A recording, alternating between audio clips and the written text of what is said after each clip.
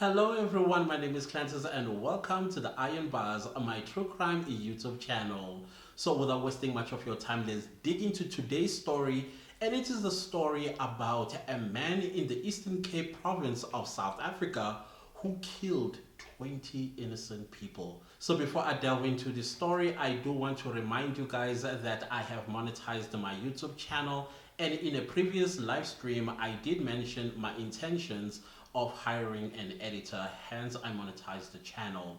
I also turned all the super thanks and super stickers, super chats when I go live. I also turned on the channel membership, where I charge a very small monthly subscription fee to be a part of the channel membership. And please do direct me what you would like to see from me behind the scenes for those of you who are going to be channel members.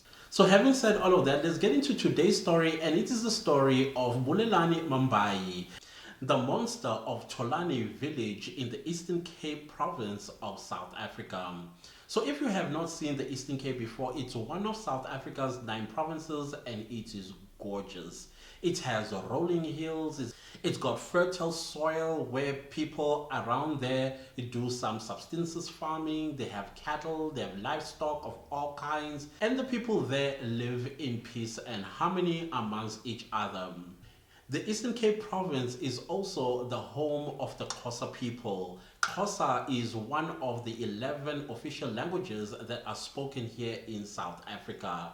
They are the cousins of the Zulus. So one of the most frustrating thing about this case is that details about the case itself, it was almost as though one was looking for a needle in the haystack, particularly details about the perpetrator, the names of the victims. You really had to dig in order for you to find the details that you need for this video. So of course I went into that rabbit hole. It took me longer than usual to put together this video because of the details that were scattered everywhere because of bad reporting and documentation of this particular case here in South Africa. Yes, the police this time did all that they could to catch the perpetrator. However, we were failed by the media of this country because there was little reporting on this case, if it was reported at all. It was quite clear to me as I was doing research of this case that people in the rural villages in South Africa, their lives do not really matter when it comes to the media in this country. However, if this was a high profile case, they would have been all over it. But because it's just people who are poor living in a rural area, they did not care about it.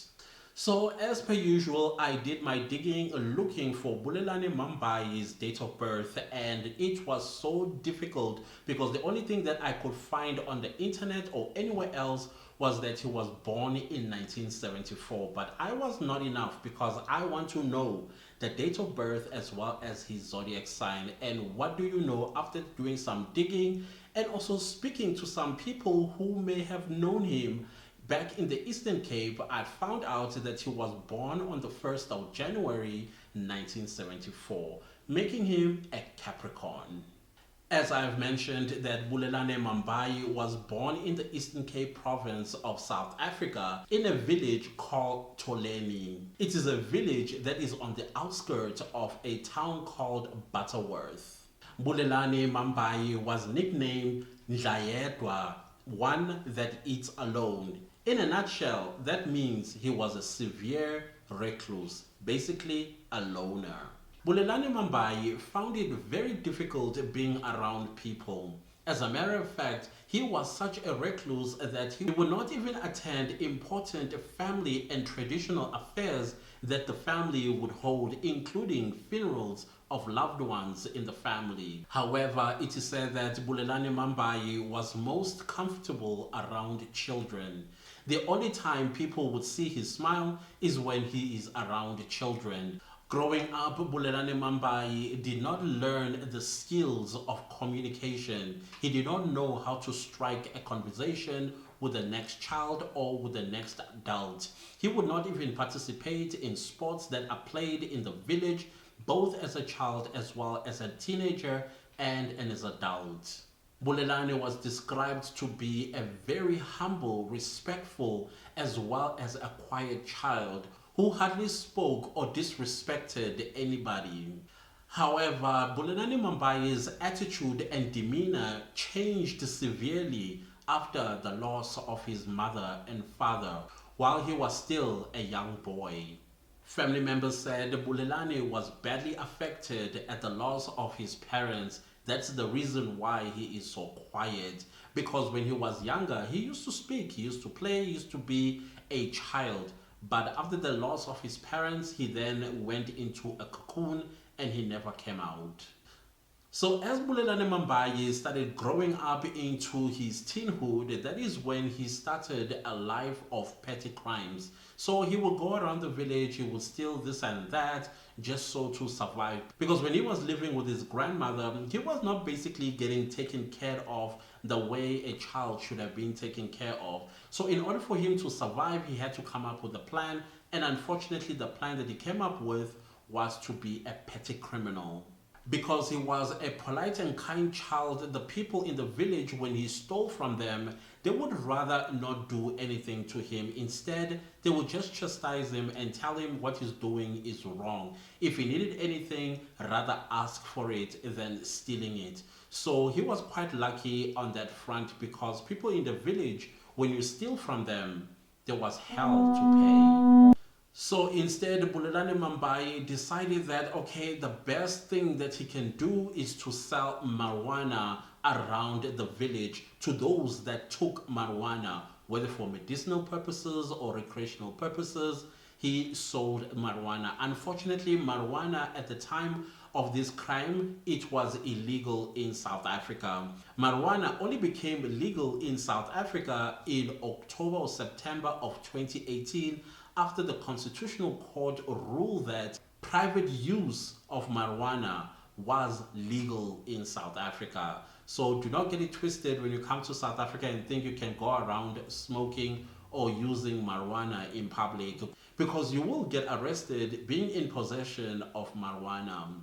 So after Bulelani realized that marijuana had money, this is when he decided that he is going to smuggle marijuana into the city of Cape Town. That is when he started traveling between Tholeni and the city of Cape Town, basically smuggling marijuana. Unfortunately, he would get caught by the police for being in possession of a sack filled with marijuana, and as a result, he was prosecuted and convicted and sent to 3 years in Portsmouth prison. And while Bulelani Mabhayi was spending his time behind bars, he would pick up a skill in construction as well as bricklaying, welding, and all these other stuff that prisoners have to take as part of their rehabilitation program. Also in his 20s, Siyabonga Mabhayi, this is Bulelani's brother, was found guilty for murder of a person that he had a fight with. Unfortunately, his brother would die in prison. After Bulelani Mabhayi has served his 3 years in prison, he then returned to Tholeni in the Eastern Cape to start a fresh life. Unfortunately, when he arrived at Tholeni, he did not have a place to stay. Even though his aunt lived not too far away from the village of Tholeni, he then was accommodated by a family in the village. They built him a shack just in the backyard in order for him to have a place to hide his head at night. So when he returned to Tholeni, this is when he alerted people in the village that whenever they wanted anything to do with repairing roofs, repairing their houses, or building houses, or cementing, bricklaying, or plastering, he was quite good at that, and he would not charge them more than they can afford. And indeed, the word spread around in Tholeni, and this is when Bulelani was busy with work in the village. He would repair people's homes. He would also plaster some houses or build one for someone who needed a house to be built. and his prices were quite reasonable, as the people in the village would say. Even surrounding villagers would hear about his skill and they would hire him. So Bulelani, like I said earlier on, he did not speak to anybody. He did not have friends. He was a loner. So when he did these jobs, he did them all by himself. He did not need help. He could not speak to anybody because he didn't know what to say to them. And so people in the village really trusted him and thought that he was a very trustworthy human being. So I just want to make a disclaimer here on that many people's names in this video, I am not going to mention them for purposes of protecting the identity of the family members that are survived. I would just mention the first name, but I will not give the second name or the last name of the individuals. So in 2007, this is when Bulelani Mabhayi would turn 39 years of age and things start to change, and they changed for the worse. Bulelani Mabhayi would murder 23 people. So as I've mentioned before, that Bulelani Mabhayi, when he came back from prison, he had acquired skills to build, to repair, as well as to plaster, paint, and all that stuff. So people in the village were trusting him with that type of work on their homes. So this developed a modus operandi for Bulelani Mabhayi when he targeted his victims. All of his victims were women who were older, that lived alone with their grandchildren or with their children. So basically, he would break into the home of an elderly woman, rape the woman. After raping her, he would then hack her with his choice of weapon, which was an axe. After hacking the woman to death, he would then turn on the children or anybody that he found in the house, and then he would hack them on the head with the axe. He made sure that none of these households had a male figure in it. If it did have a male figure, it must be a child or a child that was weak, that would not be able to wrestle him or to fight him off. So just to paint you a small little picture about rural South Africa, most of the elderlies would look after their grandchildren while their parents went into the big cities like Cape Town, Johannesburg, Durban, and Bloemfontein seeking for work or working and living in these big cities. Only around December for Christmas period they return, and then they be with their children. If it's not that scenario, it will be a worst case scenario where these kids had lost their parents due to either HIV and AIDS or through to some kind of violence that may have happened to their parents, or they got killed in some way or another. So many of these kids will then live with their grandparents, and the grandparents will be responsible in bringing them up into adulthood. So on the 13th of May 2007, Bulelani Mabhayi would argue with a 79-year-old woman. It said that during the day they had some kind of an argument which made Bulelani Mabhayi extremely angry. So in the middle of the night, Bulelani Mabhayi came back to the 79-year-old woman's house, and that is when he proceeded to rape her. After raping her, he then hacked her to death. So after killing the 79-year-old woman, Bulelani Mabhayi then went into hiding. No, he did not run away from the village. Instead, he hid in plain sight. Nobody suspected a thing that he was responsible for the murder of the 79-year-old woman, because people continued to give him these small piece jobs to repair their homes, plaster, cement something, or build a house or something that he had to do, and nobody suspected a thing that he was responsible for the murder of this 79-year-old woman. In 2008, a scream is heard near a village bar. Patrons in the bar and surrounding households did not even bother to go and investigate after hearing these screams. People just assumed that drunkards were busy fighting each other, because that was a common occurrence in the bar or around the bar. So people just went ahead and went to bed or did whatever it is that they usually did only to find out the following day that a woman that was popularly known in the village by the name of Mrs. Mabhayi, they discovered her dead body. This is when everybody realized that the screams came from her, not from people who were fighting at the bar.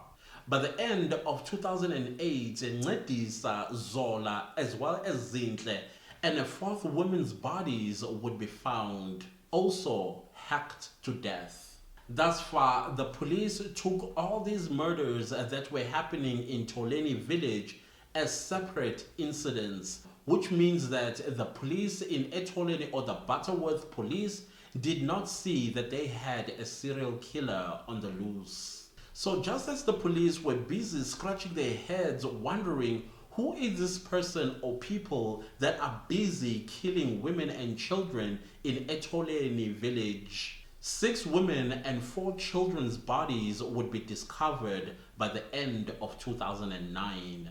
So once again, the police are confused, they don't know what is going on. Instead of putting together or connecting the dots and realizing that the bodies that they're busy collecting all have similar injuries by an axe. Clearly, that should indicate that they have a serial killer on their hands.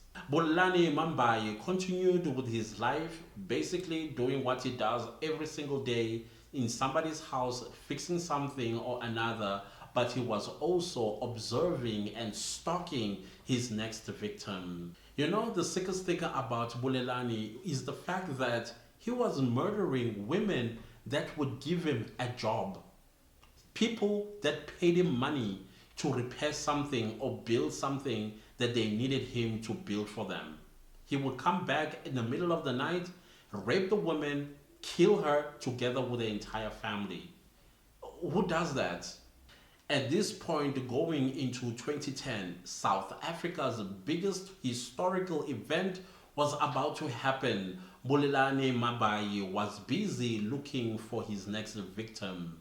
Bulelani Mabhayi would break into the home of Mrs. Nondwe, who lived with her daughter and 2 grandchildren by the ages of 3 and 6 years old. So Mrs. Nondwe, her daughter, and her 2 grandchildren went to bed.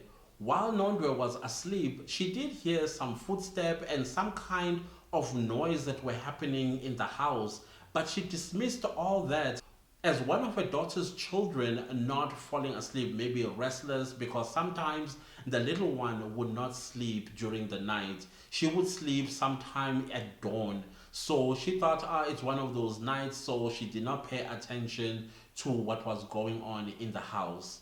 Only when she woke up in the morning to go make herself a cup of tea in the kitchen, she realized that the house was very much quiet. And that was unusual at that time of the morning because the kids would be running about the house making noise, or they would have come and woke her up from her bed. So she wanted to find out, hey, what is going on? She went to her daughter's room, opened the door, and there she was lying, bludgeoned and covered in blood. When she looked over, she saw that her 2 grandchildren were also hacked to death. By 2012, 16 women and children would be discovered having been raped and hacked to death. And the police still did not know who was responsible for all these murders for the past 5 years. Unfortunately, at this point in time, these murders were not reported anywhere in the media, neither newspapers nor radio stations, or anybody bringing attention to the people of South Africa that Tholeni village in the Eastern Cape province are being tormented by a serial killer or serial killers or whoever was busy murdering all those women and children. And the second thing that was quite upsetting during my research of this case is the fact that the police ruled these murders as separate incidents that had no relation with each other or from the same killer. So that was quite upsetting to find, and that is why it was also taking too long for the police to find the perpetrator. During the police investigations, they did lift fingerprints. However, they could not match these fingerprints to anybody. However, something positive happened after the death of Nondwe's daughter and her two grandchildren, because these people were related to a former president, and therefore this case was held as a high profile case, and as a result they called in the East London Organized Crimes Unit so they can find the person responsible for the murder of Mrs. Nondwe's daughter and grandchildren. Oh, by the way, I can only assume that this family was related to a former president. But in South Africa, especially in the Nguni culture, if we share the same surname, we family. So the East London Organized Crime Unit came with Captain Aaron. Captain Aaron would be the man that would end all this terror in Tholeni Village in the Eastern Cape province. And it also happened that Tholeni Village used to be Captain Aaron's hometown. So he is quite familiar with the landscape as well as some people in the village. So he had come home to assist with all this mayhem that was happening in his home. So when Captain Aaron settled in Butterworth Police Station, the first order of the day was to involve the Pretoria Investigative Psychology Unit, where a Colonel Ian DeLang was assigned as a profiler who was going to assist Captain Aaron with the investigations. So the first thing that Colonel DeLang did was to sit down and look at the merits of all the cases that sat before his desk, and there were 16 dockets altogether. After analyzing and studying each and every one of the dockets, that is when he made a determination that they had a serial killer they needed to catch. And he needed to be caught as soon as possible before he killed more people. For Colonel DeLang, it was quite clear that there was a huge link between all these bodies that have been collected by Butterworth Police.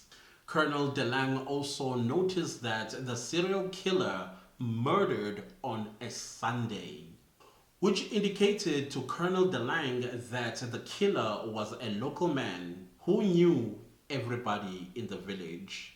After making all those determinations, Colonel DeLang, that is when he started profiling the serial killer, and this is the information that he came up with. The first thing that he noted was the fact that the killer used a choice of weapon in a form of an axe. If it was not an axe, it was some kind of a bush knife or even a machete.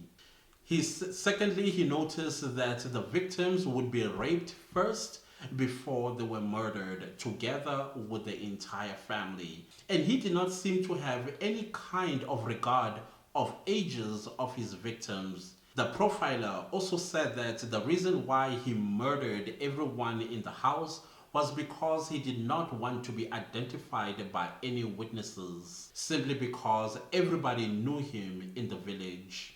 The other thing that Colonel DeLang also noticed was the fact that the killer went for older women and young children. Last thing that Colonel Ian DeLang said was that the serial killer worked alone. He did not have an accomplice. So after the police had put all the information together, and that is when they all agreed that they have a serial killer on the loose and that he needed to be found.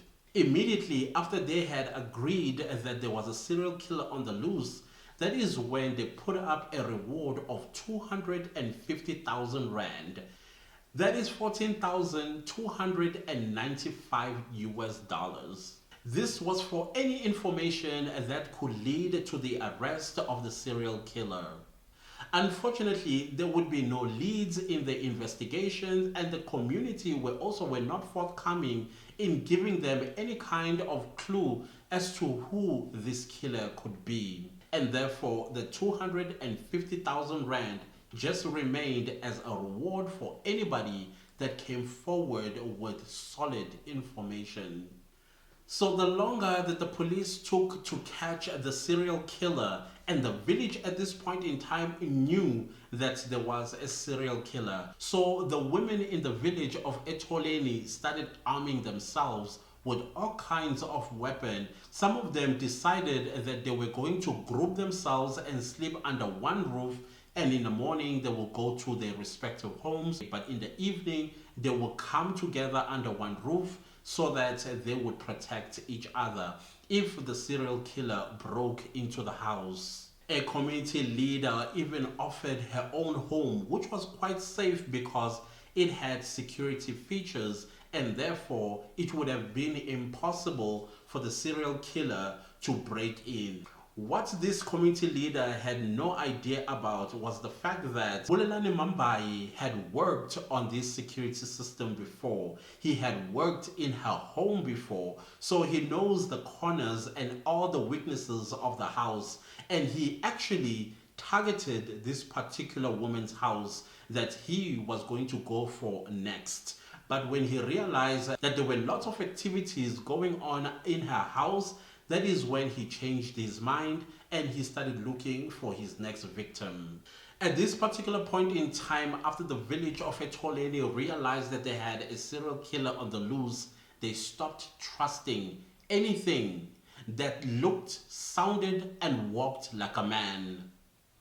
That also included their own sons and husbands as well as brothers. No man was allowed to come to the community leader's house. The community leader's house was then turned into a crisis center by the police when they realized that the community leader was forthcoming in offering help in order to keep the women of the village safe. At the same time, the women of Tholeni also formed themselves into a community patrol unit. No man was allowed to be a part of this patrol unit. So they would take turns during the course of the night guarding other people's homes, listening out to screams, listening out to breaking glass.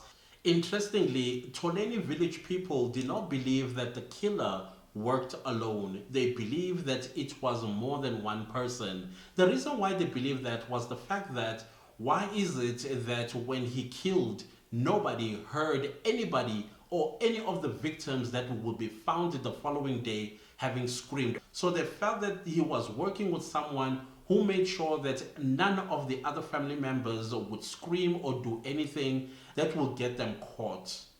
But the police assured the villagers that no, the serial killer worked alone. He did not have any accomplices.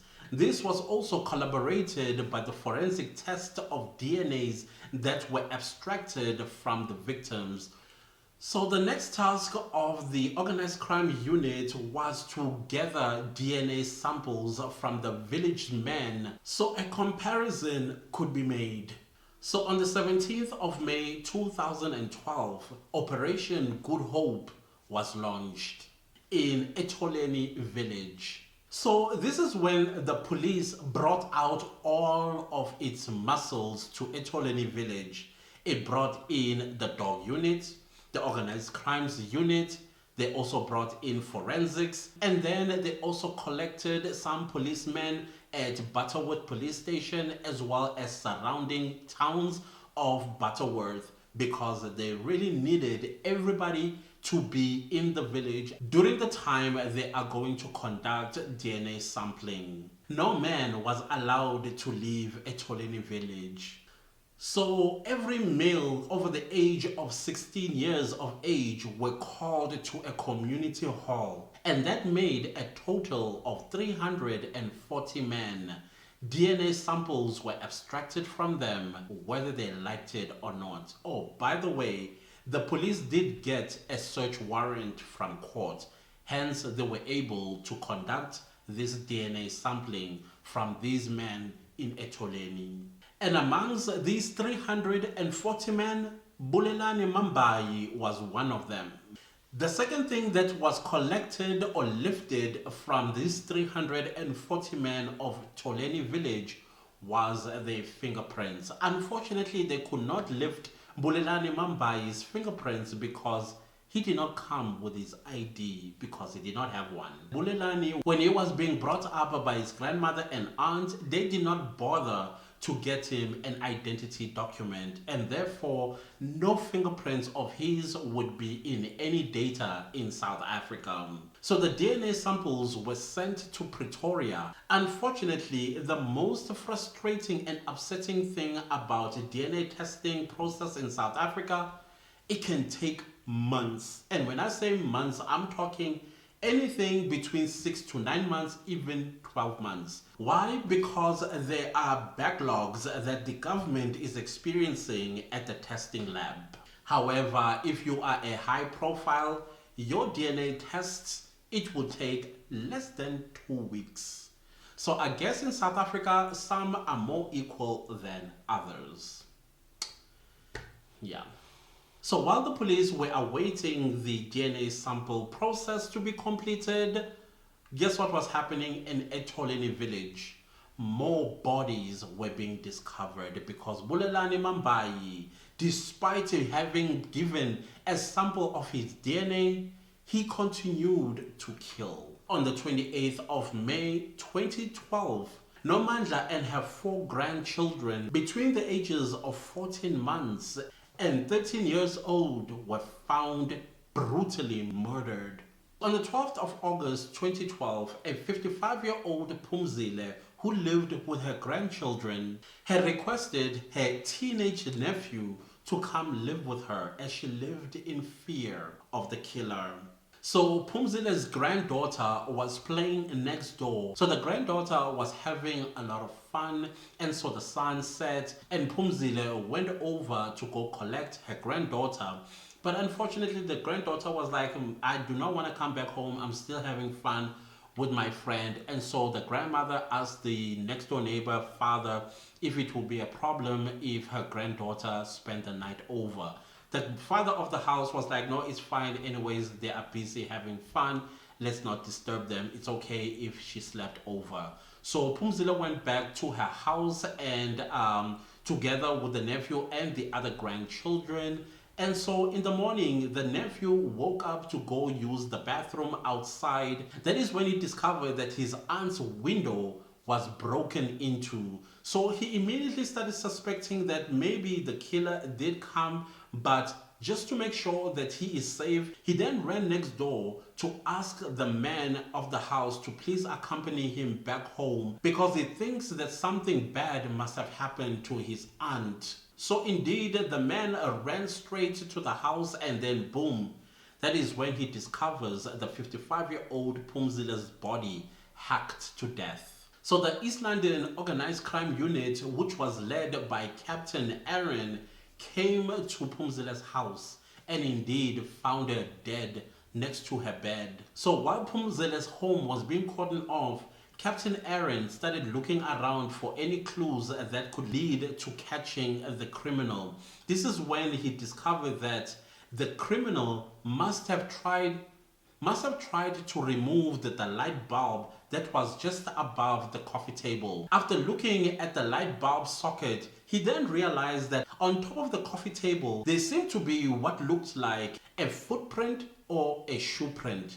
He was excited because he thought that this could be the lead that they've been looking for all this time. When the villagers heard about the footprint that was found on Phumzile's coffee table, some of the villagers went to Captain Aaron and whispered to him that they believe that it is Bulelani's older brother that killed Phumzile. If you remember early in this video, I did mention that Bulelani had a brother, and that brother had killed a person. He was sentenced to life in prison but died in prison. So it was not quite clear what did they mean when they said it was Bulelani's older brother that murdered Phumzile, because he did not have any brother. So the villagers were in denial of the fact that Bulelani must be the guy that is responsible for the murder of Phumzile, or indeed they thought one of Bulelani's cousins was the one that murdered someone, because the cousin himself was problematic in the village. So I'm not quite sure who exactly did they say it's the brother. I'm assuming they meant the cousin brother of Bulelani. They did not suspect Bulelani at all because the villagers knew him to be a polite, kind, very gentle human being. So he would not even hurt a fly. That is what the villagers believed about Bulelani Mabhayi. And mind you, the Mabhayi's home was just 100 meters away from Phumzile's house. So Captain Aaron, together with a team of police, went straight to Mabhayi's household where they knocked on the door, and guess who opens the door? Bulelani Mabhayi himself, calm as a cucumber. And that is when Captain Aaron went into the house. The first thing that he noticed was a bloody axe that stood against the wall. Next thing that he noticed was that in the dustbin, he then came across used plastic disposable gloves, and that sparked curiosity in Captain Aaron's mind. Captain Aaron then asked Bulelani if he wouldn't mind to give him one of his working boots. Bulelani, calm as a cucumber once again, said, "It's fine, you can have one of my boots." He did not even ask, "What are you going to do with this shoe?" That is when Captain Aaron, together with some of the police, ran back to Phumzile's house. That is when they placed the boot on top of the shoe print, and it was a perfect match. This is when Captain Aaron realized that he just broke through. This could be what would solve this mystery that has been going on for the past 5 years. Captain Aaron went back to Bulelani's house to give him back his booth, and that is when Captain Aaron asked Bulelani what that axe is all about and whose blood is all over it. And guess what Bulelani says? Calmly and politely tells Captain Aaron, "That is Phumzile's blood. I am the one who is responsible in killing her." Captain Aaron felt cold run down his spine. That is when he knew that he has found and caught the man that is responsible for all the murders of all the women and children in Tholeni. He has found the Tholeni Village Monster. So on this day of the 12th of August 2012, Bulelani Mabhayi was placed under arrest for the murder of Phumzile as well as 19 other women and children that he had murdered. When Bulelani heard that it was 19 people, he was like, "Hang on a minute, that is an incorrect number. I killed more than 20 people." That is when Captain Aaron was like, "What are you talking about?" He's like, "I think it's 23 all in all. It's not 19. So the story broke around Tholeni village that Bulelani Mabhayi was arrested for the murder of all the people that he's been murdering for the past 5 years. The village was torn into pieces. One group of people were like, "There is no way in hell that it is Bulelani who murdered all these people." Some people even defended him, and they were fighting other group by saying, "There is no way that Bulelani is responsible for this." While another group of people were like, "We knew that it was him, it's just that we did not have evidence that it was him." While other people just did not know what to say at all. Other people were like, "This man, I just fed him just yesterday and we had a conversation. Why didn't I pick it up that it was him who was killing all these people?" The village was torn. Even when some of the community members went to Captain Aaron and said, "Listen, you got the wrong guy. He is not the serial killer you've been looking for." But Captain Aaron was adamant that it was him because he just confessed right now that in fact it is not 19 people that the police know of that he has murdered. In fact, he just confessed that he actually murdered 23 people. And we are about to find out who the other 4 people he had murdered. So Bulelani was then taken to the Butterworth police station where he sang like a canary. So he basically told the police that not so long ago, he got a job from this woman who wanted him to complete a part of her house. She already bought the bricks as well as other building materials that he was going to use. That is when Bulelani took the job, and then he proceeded to patch the roof. After patching the roof, he then began to bricklay some parts of the house. He says that he did not apply cement to hold the bricks together. I don't know what they call it, plastering or something, to hold the bricks together. Instead, he was just packing the bricks on top of each other. The reason why he was doing that is so that when he returned in the middle of the night, all he had to do was to gently remove these bricks to gain access into the house of this woman who had her grandchildren with her. So basically, it was her and two grandchildren. And so Bulelani came back in the middle of the night. He then removed those bricks as he told the police, and then entered the house and then entered this woman's bedroom, and he proceeded to rape her. After raping her, he then hacked her to death. After raping and murdering this lady, he then proceeded to murder the kids in the house as well. After he was done murdering this family, he then doused them with paraffin and set them alight together with the house. The house burned and also burnt the bodies into ashes. So the police indeed went to this house, which was now just a plot, and evidence of fire was indeed found in this plot.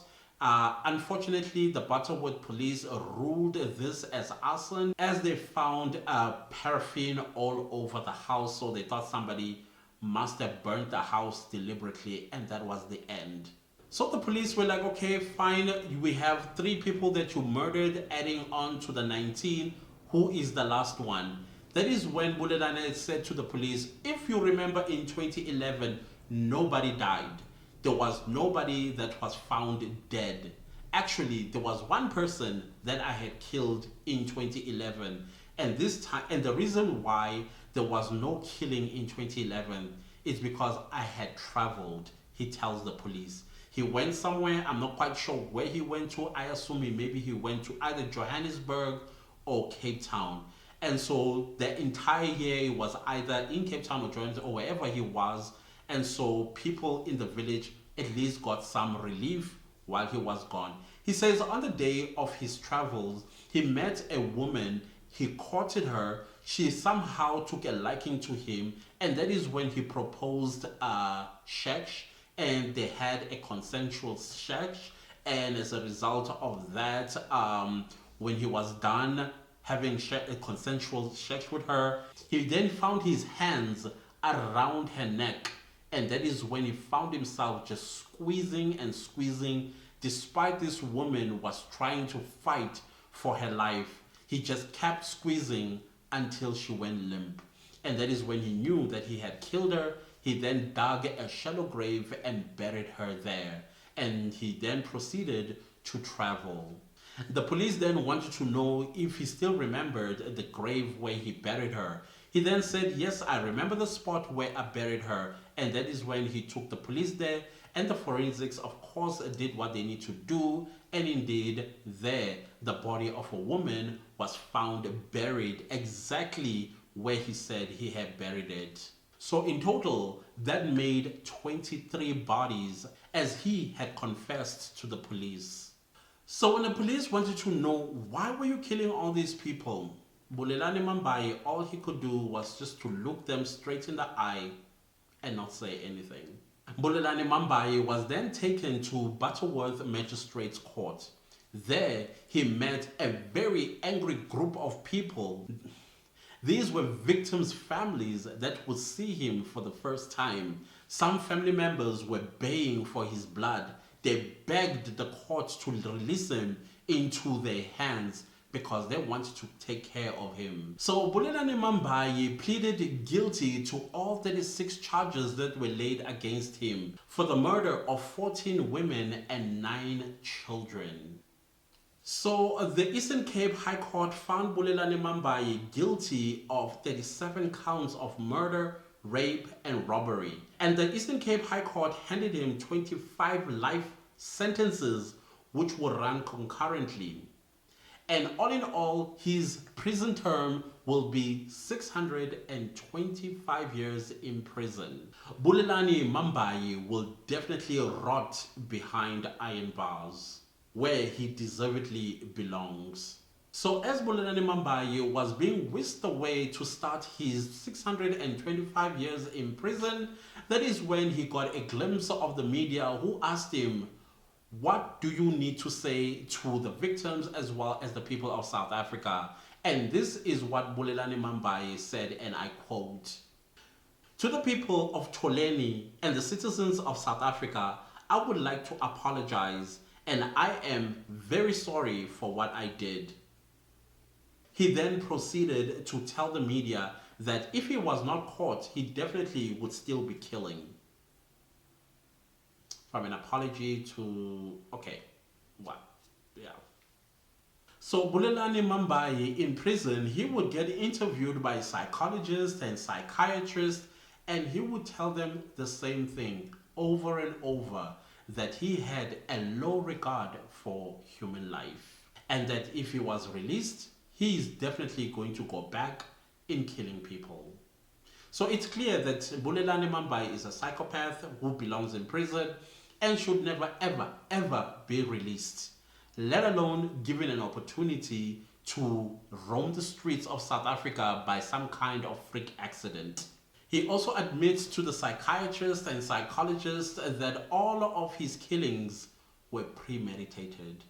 Well, that is it, guys, with this case of the Tholeni Village Monster, Bulelani Mabhayi. If you have not subscribed, do consider subscribing to my channel, and don't forget to turn on the bell notification so that you get notified every time I upload a new video. Please leave me a comment down below and let me know, do you think that Bulelani worked by himself or he had an accomplice, as the villagers still believe he did? And I would also appreciate it if you shared this video far and wide, because we need this channel to grow. Thank you so much for watching, and I will see you next time with a new true crime video. Goodbye.